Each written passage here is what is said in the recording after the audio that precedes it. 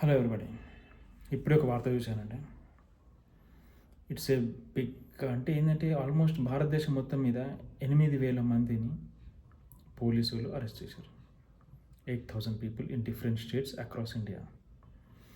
దేనికి అంటే వీళ్ళు జంతర్ మంతర్ అక్కడ పోయేసి పోలీసుల మీద రాళ్ళు వేయడము, పబ్లిక్ ప్రాపర్టీని డ్యామేజ్ చేయడము, అలాగే అబ్యూజ్ లాంగ్వేజ్ వాడటము, అక్కడున్న కొన్ని ఫొటోస్ వీడియోస్ తీసి సోషల్ మీడియాలో వేయడము.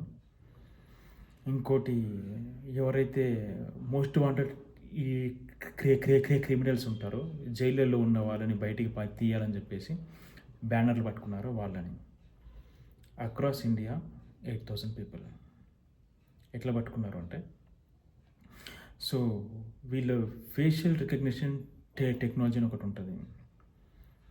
మన పోలీసులు అక్కడ సీసీటీవీల దగ్గర, ఈ మీడియా దగ్గర ఉన్న ఫొటోస్ అన్నీ తీసుకొని ఒక సాఫ్ట్వేర్ ఉంటుంది, ఆ సాఫ్ట్వేర్లో వేస్తారు. వేస్తే ఆ ఫేషియల్ రికగ్నిషన్ టెక్నాలజీ సింపుల్గా మీ ఆధార్ కార్డుతో లింక్ అయి ఉంటుంది. మీ ఇంటి అడ్రస్ కూడా ఉంటుంది, చక్కగా ఇంటి ముంగడికి వచ్చేస్తారు. చాలామందికి ఎట్లయిందంటే, వాడు పండుగను లేచేసరికి పొద్దున ఇంటి ముంగట పోలీసులు ఉన్నారు, చక్కగా వేసుకొని పోయారు. ఏం లేదు, 8,000 మందిని. సుప్రీంకోర్టు చెప్పింది ఏంటి, 18 సంవత్సరాల లోపల ఉన్న వాళ్ళని అయితే స్టేషన్ బెయిల్ కింద లేదా ఏదో కొంచెం ఒక ఈ కౌన్సిలింగ్ లాగా ఇచ్చేసి వదిలేయండి అని చెప్పింది. ఓకే, వదిలేస్తారు. 1000 మందిని తీసేద్దాం అట్లా, మిగతా 7,000 మంది ఇలా.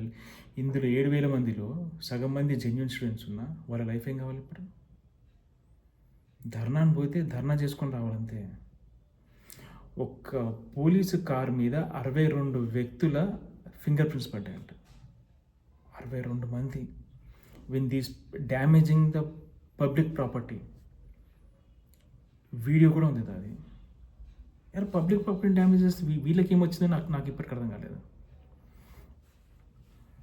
మరి ఓకే, ఇప్పుడు అసలు మనం 14 సంవత్సరాల నుంచి బీజేపీని చూస్తున్నాం. బీజేపీ ఎట్లుంటుందో మనకు తెలీదా?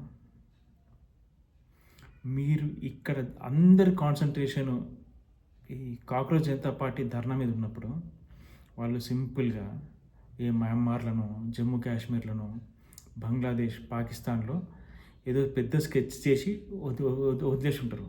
అందరి కాన్సన్ట్రేషన్ ఇక్కడ ఉన్నప్పుడు బీజేపీని అంత లైట్గా తీసుకునే లేదు. బికాస్ బీజేపీ దేశానికి ద్రోహం చెయ్యదు. ఇది పాయింట్ నెంబర్ 1. ఇది అందరికీ తెలుసు. బీజేపీ ఎన్ని మాటలను ఏం చేసినా బీజేపీ యాంటీ నేషనల్స్ని ఎంకరేజ్ చేయదు అని అది ఎప్పటి నుంచి అది పాతకపోయిందనమాట. ఇంకా యూపీ, బీహార్లో అయితే ఘోరంగా ఉంది పరిస్థితి.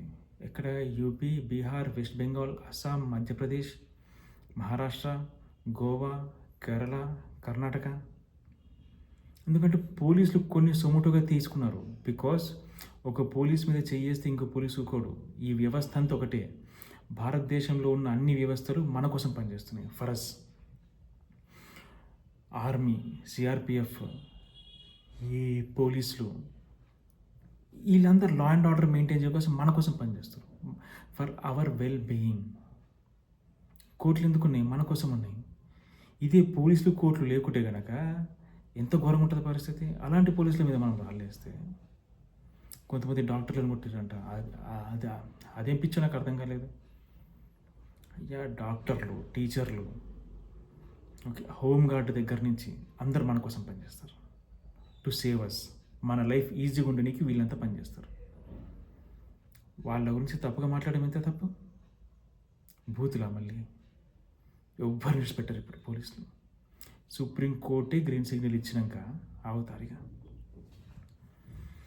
ఇంకొకసారి ఇట్లాంటి ధర్నాలు ఉంటే దయచేసి ఐ రిక్వెస్ట్ పేరెంట్స్, మీ పిల్లల్ని పంపించకండి ఇట్లాంటి వాటికి. ఎస్, శాంతియుతంగా పోయేసి వస్తుంటే దట్స్ గుడ్. ఇట్లాంటి లొల్లీలు అయితే ఏ పేరెంట్స్ అసలు వాళ్ళు పంపించారు. ఇప్పుడు ఈ 7,000 మంది, 1000 మందిని మనం మైనర్లను తీసేసినా సరే 7,000 మంది పాస్పోర్ట్లు సీజ్ చేస్తారా? వీళ్ళు బయటికి పోయి పోదామంటే వీళ్ళకి జాబ్స్ రావు. మీరు ప్రైవేట్ కంపెనీలో పోయినా బ్యాక్ హ్యాండ్ చెకింగ్ అయింది అనుకోండి, పోలీస్ కేసు ఉంటే ఆ జాబ్ లేకుండా పీకేస్తారు. అంటే మీ లైఫ్ ఏంది? రోడ్డు మీకు వచ్చినట్టు. అంటే ఇందులో 7,000ల్లో 8,000 7,000 ఇందులో సగం మంది స్టూడెంట్స్ ఉన్నా సరే, ఒక్క స్టూడెంట్ ఉన్నా సరే వాడి లైఫ్ పాడైనట్టే కదా. ఇది ఎందుకు అర్థమవుతలేదు అందరికీ? ఎవడో విదేశాల్లో కూర్చొని మీకు చెప్తే, యూట్యూబ్లో పంపిస్తే మీరు రెచ్చిపోయి రాళ్ళు కొట్టడం ఏందో నాకు అర్థం కాలేదు. Please kindly my humble request, మీ జాగ్రత్తల్లో మీరు ఉండండి.